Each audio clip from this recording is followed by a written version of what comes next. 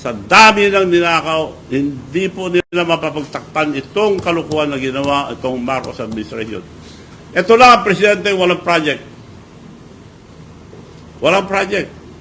5,500 flood control, wala po.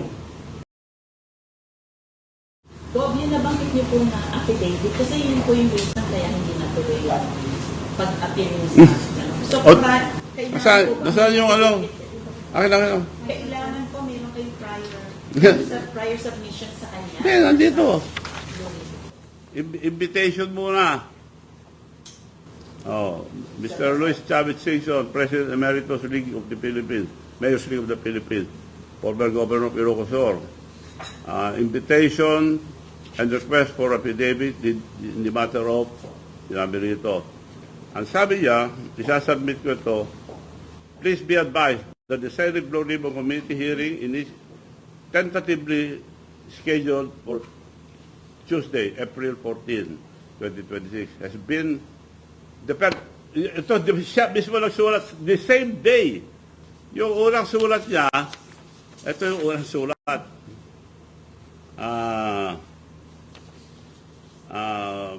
Governor Chavez Singson, greetings. Pursuant to the above captioned subject matter and your request to testify on flood control anomalies, dated 16th of March 2026, we respectfully request your honor to submit on or before 5 p.m. of April 7. Nandun ako ng umaga. Nag-aantay. Kumain ako sa yacht club. Alauna, pupunta na ako. May dumating na sulat ng umaga. The same date. Kinansel niya 7. Oh. The committee has deemed it necessary to reschedule the public hearing contingent of the mitigation of the current national energy emergency. Kung anong rason sinabi. Dokumentado ko lahat. Gusto ko, naka-ready yung affidavit ko. Mayroon akong affidavit. Nandun na ako noon. Walang tao ng umaga doon. Wala sila eh. Saan ko siya submit? Sinunod ko lang yung gusto ni Senator Lacson. And yet, sinabi niya na wala daw ako affidavit. Meron.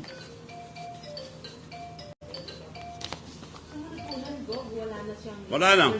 Kaya wala na akong pag-asa na makarating pa sa Senado. Ayaw nila malaman ng totoo. So, ito po ang katotohanan. BBM is the mastermind. Involved lahat sila, Saldico and Martin Romualdez. Yung mga public organizers, ginamit lang lahat yan. Kasi pag nagbayad yung contractor, binabayaran kagad ang public works and highways. Bayad agad. Hindi pa tapos. Kaya maraming ghost project. Only in Ilocos Norte, probinsya ni Presidente na supposed to be a model. 100 flood control projects, 540 ang nakalagay ng una flood control project. Total of 15.7 billion. For 23, 24, 25. 25, binugbog na nila doon. So, iba pa yung 22. Nung nag-umpisa sila, nag-umpisa na doon. So, ito lang 23, 24, 25 para maniwanag. Ilocos Norte, first district lang. Office of the Department of Public Highways, diretso sa first district local para wala ng bidding. Hinati-hati na. Kasi bawal doon malalaki. So yung 15.7 billion, hinati-hati nila doon sa daming kontraktor. Meron nga isang ipapakita namin yung isa, hindi magtama. At saka karamihan, wala. Ghost project. And meron man substandard. I-video nyo nga. Paano nga sa video para makita nila. Ito. Kung kaya natin yung ilang larawan na kuha ng team na ipinadala ni Ginoong Luis Chavez Singson sa Ilocos Norte para inspeksyonin, iberipika at alamin ang katotohanan sa mga social media report na maraming flood control projects sa Ilocos Norte ang wala, sira, substandard at maanumalya. Ang una niyong matutunghayan ay kuha sa Barangay Casili, Lawag City, Ilocos Norte. Ito ay isang flood control project na nagkakahalaga ng 47,022,160.24. Ito ay galing sa GAA 2025 at ang konstruksyon nito ay dapat nagsimula ng February 2025 at natapos noong September 1, 2025. Ito ay may contract number na 25AA0475. Bayad na po yan. Nakikita sa mga larawan na ang sinisimento ay putik at ang bakal na ginamit ay substandard. Ang sukat nito dapat, ang kanyang kapal ay dapat 200 mm. Pero makikita nyo sa mga larawan na ito ay 70 mm lamang o 2.76 inches. Ang embankment dapat nito ay dapat handling rock embankment pero hindi inimplementa dahil makikita nyo ito ay gawa sa putik. Ang susunod na mga larawan na inyo makikita ay sa Barangay Dipilat, Bintan, Ilocos Norte. Ito ay construction, maintenance of flood mitigating structure drainage system. Ang halaga ng proyekto ay 82,020,667.83. Ito ay dapat nagsimula ng February 19, 2024 at dapat natapos ng 30 October 2024. At ang source of fund nito ay 2024. Ngayon, ginagawa pa lang ang proyekto. Noong unang pinuntahan ito ng team ni Ginoong Luis Chavez Singson, wala ito dyan sa kinatatayuan niya.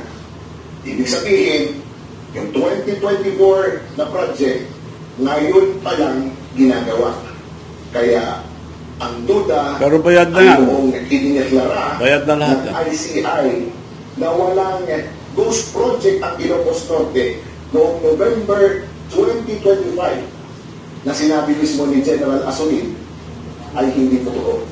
Dahil kung makikita ninyo, ito ay kinonstrust pa lang at makikita din ninyo na ang dapat na kapal ng simento nito, yung slab nito ay dapat nasa 300 mm o 11.80 inches. Pero makikita nyo sa picture, ito ay mayroon lang 40 mm o 1.5 inch na kapal ng simento. Ang susunod na mga larawan ay isang flood control project na nag-isalign. Mapapansin nyo, ito ay pinagtagpo pero hindi pinadhana. Mapapansin ninyo na yung bagong istruktura ay hindi nakadikit sa lumang struktura na ayon sa obserbasyon ng engineer, ito ay nagpapahina sa dalawang istruktura. Ang budget ng proyektong yan ay 55 million. Ito ay nasa Bislac River, Barangay Tandangan, Bintan, Ilocos Norte. Phase 2 ang project na ito. So, ibig sabihin, yung kanyang hindi naging tadhana ay phase 1. Nakikita niyo naman ang distansya o yung agwat ng kanilang mga istruktura. Ito ay galing sa GAA 2024 at dapat natapos ito ng April 2025. Yung sunod ay yung flood control project na hindi sila magkatagpo. Sila ay magkahiwalay. Nakikita nyo sa litrato na itong proyektong ito na may halagang 39,199,941.52 ay isang proyekto na yung nasa kanan makikita nyo na nakahiwalay doon sa lumang istruktura. Ang sunod na proyekto ay again isang flood control project na 72,374,852.10. ang presyo. Ito ay dapat tapos na noong October 2024, pero ngayon pa lang ginagawa. Itong proyektong ito ay nasa Tandangan Bridge, West Bank ng Bintaro, Ilocos Norte. At ang huli ay ang construction at rehabilitation of flood mitigating facility within major river basins at principal rivers, construction of flood mitigating structures along the Wangbe River Basin. Ito ay nasa Barangay Gabo, Ilocos Norte. Ang halaga nito ay 48,999,813.46. Dapat tapos na ito ng 18 October 2024. Kaya lang, ito ay nawasak. At ito ay inukumpuni pa rin hanggang ngayon.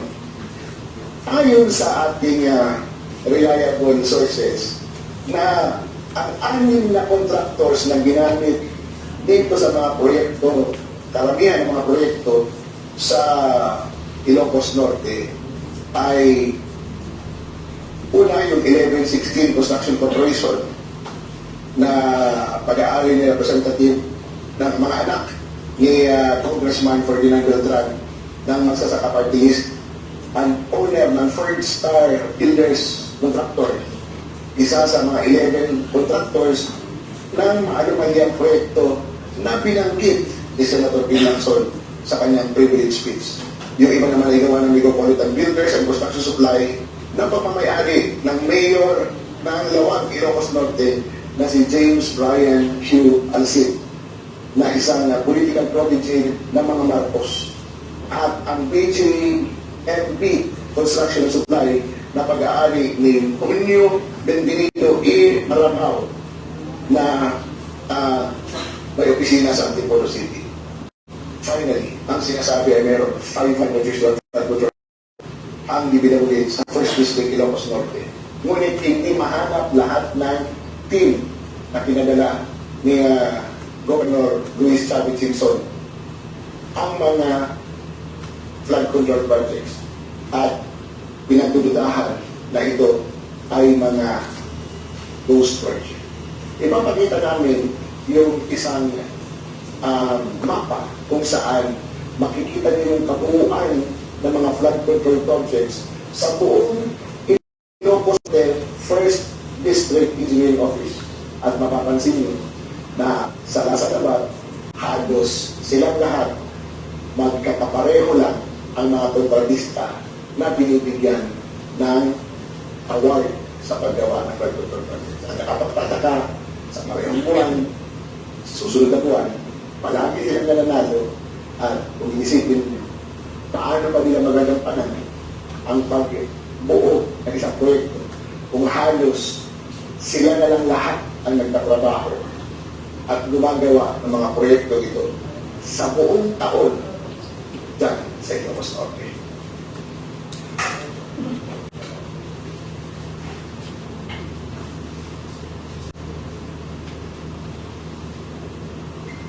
Yun pong sa district lang binibid, parang inaayos nilang bidding doon. So, hindi na dumadaan sa region, diretso. 15.7 billion, 23, 24, 25, pero about 22 doon. Nung bago po sila. Kukunti lang yon.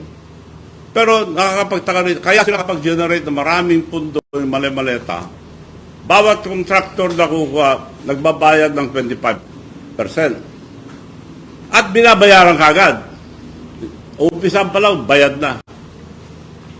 Hindi yung may down payment na hindi yung nagda-down lang. Bayad lahat. Kaya naibibigay nila kagad yung 25%. Yung iba mas malaki pa. Kaya maraming mali-maleta dahil lahat buong Pilipinas ganoon ang ginawa. Yung mga yung mga contractor, meron naman iba pero yung iba hindi na ginawa dahil hindi na kaya sa tinatanggal na porsyento. So, totoo po yung mali-maleta. Sa next, yung mga Marines, iyon ang mga tunay na testigo. Yun ang tunay na mga bagong bayani natin at hindi natatakot pagsalita. Marami po silang lalabas at marami po silang sasabihin. Kaya lang, hindi inimbestiga yung sinasabi, sila inimbestiga. Baliktad. Kung sabihin mo totoo, ikulong. Si Diskaya, nagsabi ng totoo, kinulong sila mag-asawa, kawawa naman. Nagbayad lang yun, binigyan ng project. So, ano bayad sila ng 25%. Binabayaran naman kagad sila. So, yun po ang katotohanan dyan. So, yun po ngayon, sa ngayon, marami pa po mga kalukuhan ang Marcos family. So, sa next, I hope, imbitahan ko kayo lahat sa susunod na press con, ilalabas ko lahat para marami pa. We are only talking here about flood control. Lahat, halos pinapatulan nila lahat ng pera. Marami po. Para di ba nito ang ating kababayan, flood control lang muna tayo.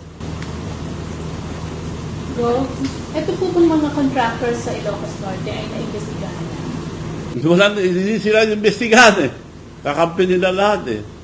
Pero nakuha lahat ng mga pera, 25%. Kaya yung mga iba, hindi na ginagawa. Yung iba, binalikan namin, ginagawa na, tinatakpan lang.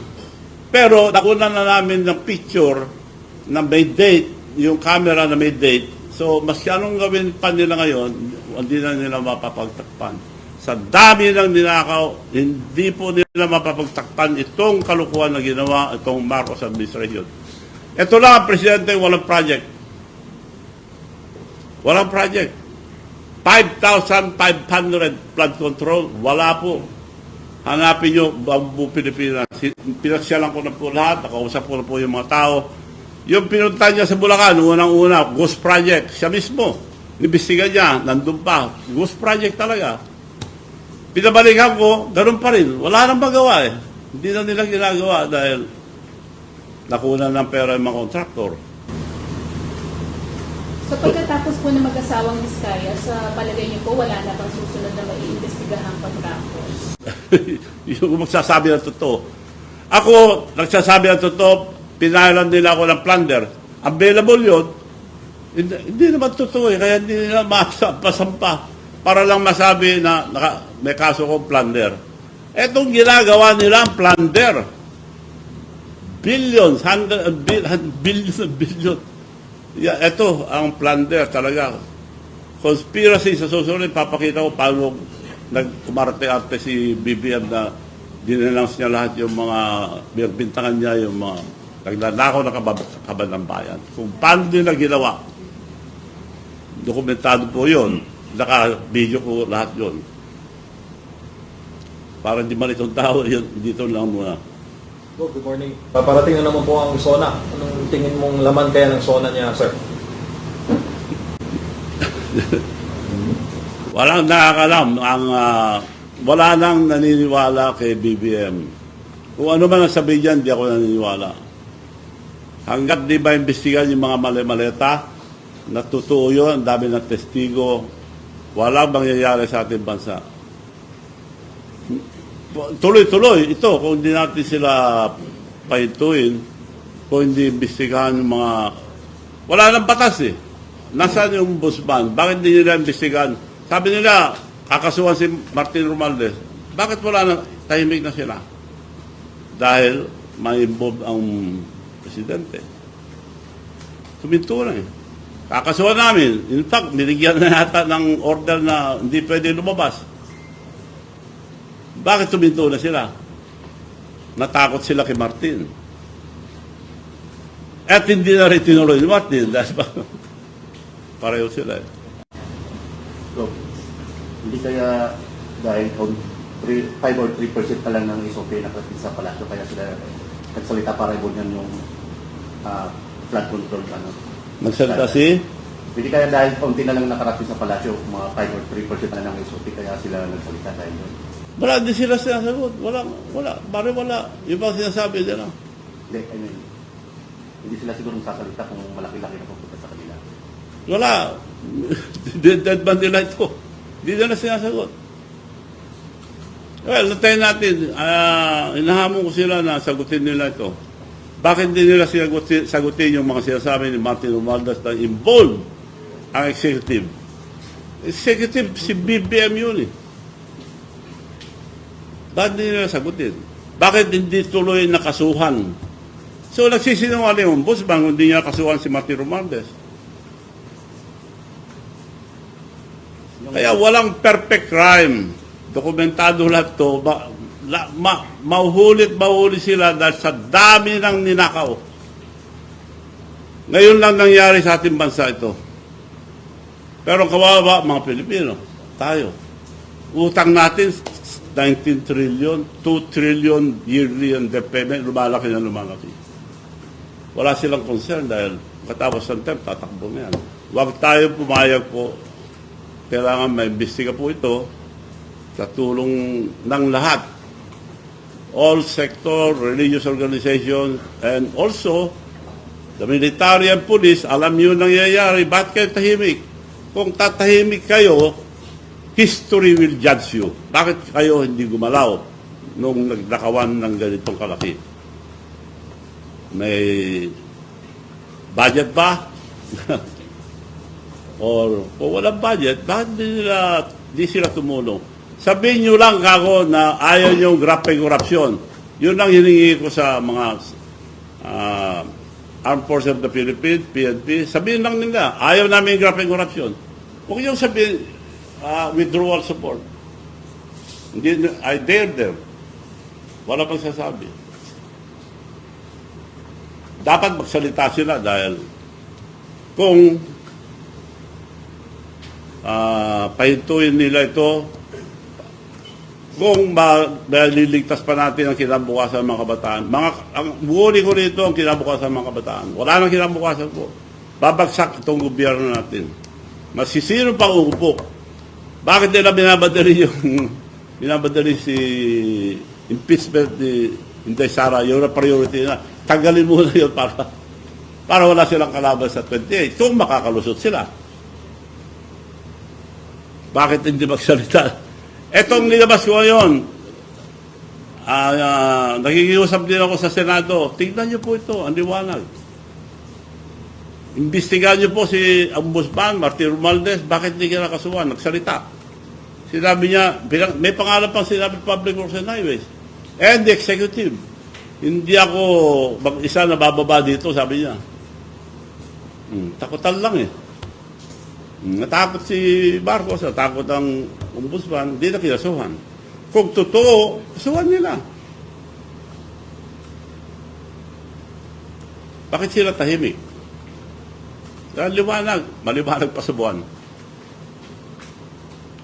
So mga kababayan, nakikiusap po ako, suportahan natin po itong mga sinabi ko para mapahinto lahat itong grappling corruption. Di po, walang hinto ito.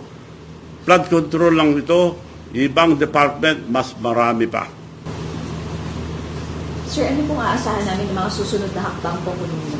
Well, kung hindi sila imbestiga, marami pa ako ilalabas.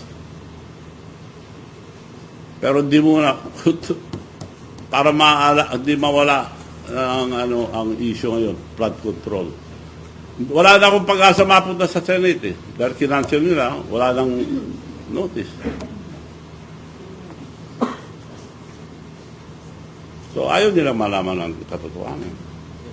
Kaya sa taong bayan na ako nagsusumbong. Sir, ano po yung reaction nyo sa pupush po ng tambagang Inday Sara in Hindi ako tatakbo, Vice. Hindi ako tatakbo.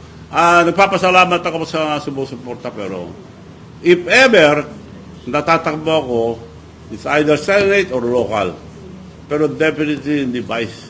Hindi ako Vice. Walang trabaho ang Vice eh. Senate para tignan ko yung mga nakawan sa Senado. Sir, sa tingin niyo, sapat po ba yung ginagawa nilang pag-iimbestiga sa flood control o kulang na kulang? Nabanggit din po ninyo na parang dinideflect po nila yung issue at hindi ba yung... Kulang na kulang ang?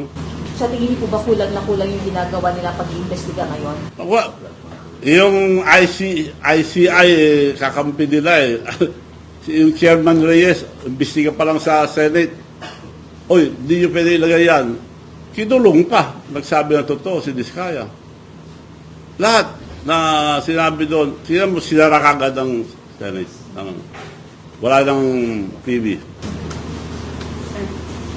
Kung isang Chavez Singson ay nabigyan ng pagkakataon na mag-witness sa Senado, palagay nyo na ilang kontraktor o ilan ang mga pwedeng makulong sa dami ng mga anomalyang pwedeng i-report niya?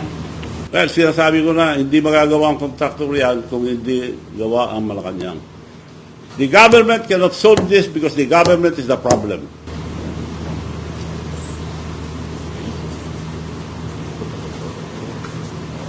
Gov, nakailang rallies naman na dito, pero parang wala pa rin pong nangyayari. Ano pa po yung sa tingin niyo pwede natin gawin kung yung panawagan niyo po sa taong bayan, kung ang gobyerno nga po ang may problema? Yun nga, kaya nananawagan ako na sama-sama po tayo lahat. Suportahan ito para mapahinto na ang mga anomalya na tuloy-tuloy. Lalo tayong nababaon sa utang. Isipin natin ang mga future, ang mga kinabukasan ng mga kabataan. Mga nasa Congress, mga nakasenate na sila dapat makatulong. Itignan nyo yung sasalita sa Congress, kinukulong, kinakasuhan. So lahat ng kinakasuhan. Ako kinasuhan din, pero fake. Plunder, available yan. Kung totoo yan, di kulong ako. Pero linagay lang doon para may kaso ako sa record. Ito, ganito po naman kay Jason, sa anong masasabi niyo doon? May nagsasabing silent martial law daw yung ginawa sa kanya. Si? Jason sa po. Dahil inaresto po si Jason sa dahil sa mga akusasyon niya tapos sa pagkakasakit ng presidente. Hindi ko Sabi na po ano yun. silent martial law ang ginawa. Na maaring maulit pa po sa ibang taga-media. Ina-arrest po yung mga Ay, na-arresto yung sa one. sa Well, nagagawa nila lahat ang gusto nila eh. Basta hindi maganda sa kanila. At papasalamat ako sa mga media na naglalabas ng katotohanan. Yung mga iba, tahimik, hindi nilalabas. So, I hope, tulong nyo sa ating bansa, isipin nyo ang kinabukasan ang mga kabataan, future of our children, isipin nyo po. Kailangan ilabas nyo ito dahil yung mga iba hindi lumalabas.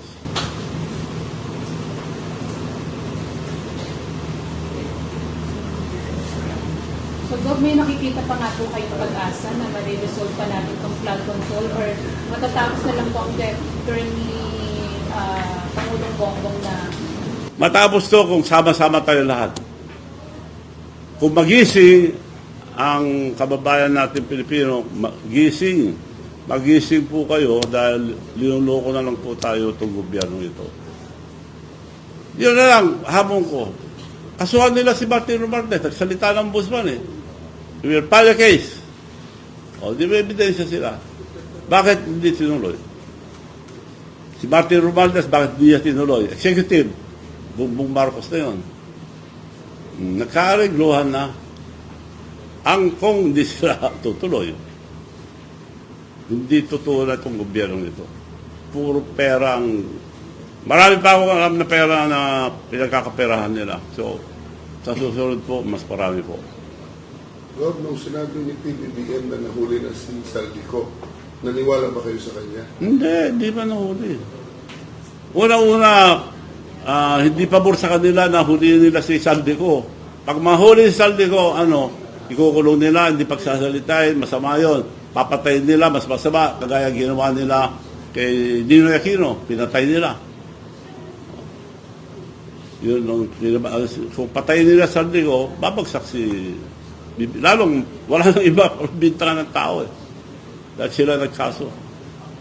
Hindi gagalaw ang DOJ, hindi gagalaw ang Busbang, walang painturot ang presidente. Now, sa paglabas ni Martin, yun, tingnan natin kung sincere ang Busbang, kasuhan nila. Hindi sila nagsasabi na totoo, hindi sila kakasuhan. Madali naman nila kasuhan, magsisino eh.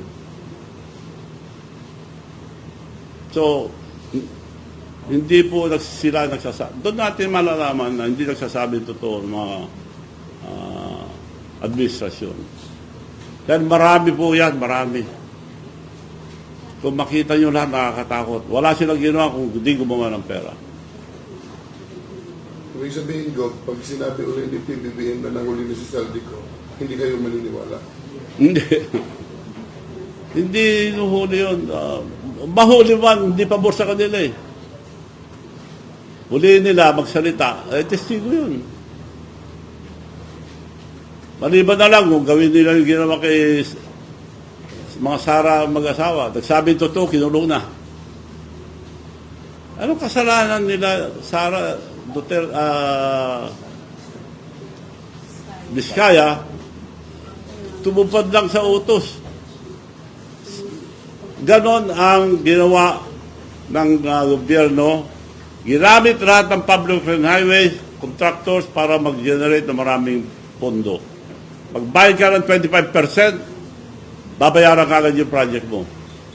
Pero bawas lang 25%. Yung mga iba, subcontract, lalong walang matitira. So, karamihan, ghost project. We are talking only here of the first district of Ilocos Norte. Wala pa yung second district. Wala rin kami makita ron. So, dito lang kay Sandro, nandito na lahat ng mga ghost project and substandard. Nakita nyo naman, pinakita na namin, dokumentado po lahat. Nasa akin po lahat yung listahan ng project ng 23, 24. Public Works and Highways lang ito. Galing sa Malacanang, galing sa Public Works and Highways, sa mga record. Gov, sa tagal nyo na po sa Ilocos, sa pinakita nyo pong picture na nandyan yung mga ghost project o nandyan yung mga hindi natapos na project, nung pinuntahan nyo po, nagpunta po kayo ng wala. Tapos, bakit po nung bumalik kayo after a year, parang may mga tinatayo na mga substandard na project na katulad ng pinakita kanina? Hindi na obra yun dahil may date. Nung pinabalikan namin, may gumagawa, pero putik pa rin ang tinatakpan. Hindi naman putik dapat is bato, sa semento, bakal. Wala. Binandali nila, putik na lang sa semento na. Yun po ba ang reason, Gov, kung bakit nagsasuffer ang mga taga-Ilocos sa pagbaha? Tuwing bagyo, mataas po ang tubig baha. Yun po ba ang dahilan dahil sa mga projects na hindi natapos? Buong Pilipinas. Kaya hanggang ngayon, baha pa sa Bulacan. Sa Visayas, ganoon din. Wala pong sinasabi ni BBM. Kaya hindi nagsabi ng katotohanan si BBM dahil I built 5,000. Harap natin lahat sa SONA. 5,500 projects. Wala po yun. Yun ang ibisigan sa Senado. Iba ang inimbisigan eh. Concentration nila yung eleksyon ng 28 para walang kalaban, kasuhan Sara at all cost kung ano yung pinatestigo. Yung tumestigo kay Vice Inday Sara na Madriaga ba yun? Professional scammer yun. Ini-scam din ako rito, hinuli ko, pinakulong ko nga eh. Armado lahat sila, ini-scam ako rito, hinuli ko lahat, may mga baril. So, professional yun. At ang madalas na ginagawa yun, papakamatay yun. Iiyak-iyak siya. Nung sa court, at pakamatay, hindi matay. So, lahat, hindi na sila nakapili ng credible na witness. At ulit-ulit pa sa yung congresswoman na nagsabi, nakatawa pa sila, are you crying? I think you're crying. Gov, anong pang-i-scam ginawa sa inyo ni Madriaga? Hindi, pinuntan, nakipag-picture sa akin, tapos nakipagkaibigan. Lahat naman ng tao nagpupunta rin, nagpapapicture eh.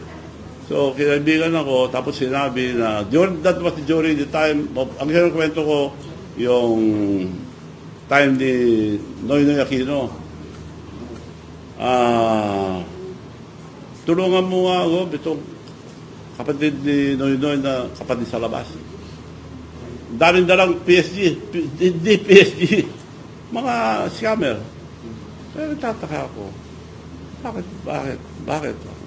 Hindi, kasi ang daming rason. O binigyan ko ng pera, tapos balik sila.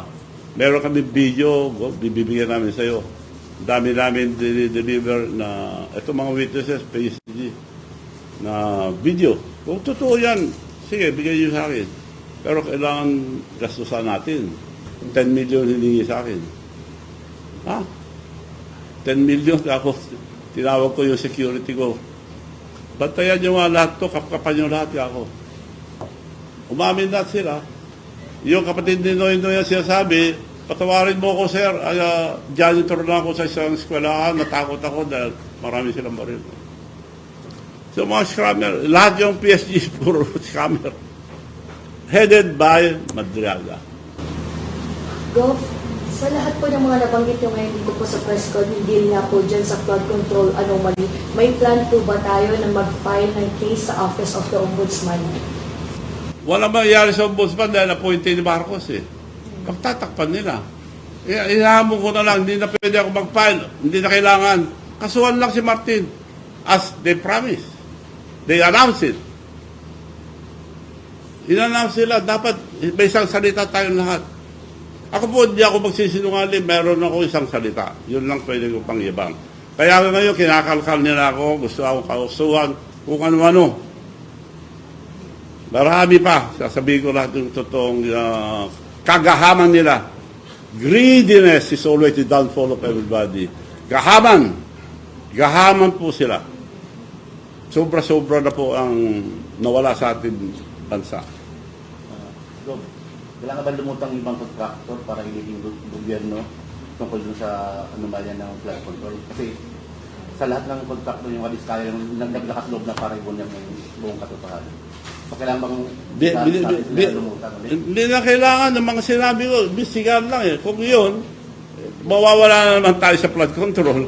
Kukulong lang pang magsabi ng totoo. Pero, imbestigan nila si Martin Romualdez, magsasalita lahat. Baka suportahan pa ang taong bayan kung magsabi ng totoo si Martin. Balang araw, ilalaglag din niya yan eh. Itutuloy niya, pero nasa kamay nila. Kung totoo yung sinasabi, kakasuhan nila, kasuhan na nila. Kung totoo yung sinasabi ni Martin Romualdez, ituloy niya. Hindi nila magawa dahil mastermind si BBM. So maliwanag po lahat ang sinabi mo ngayon. Marami po ako ilalabas.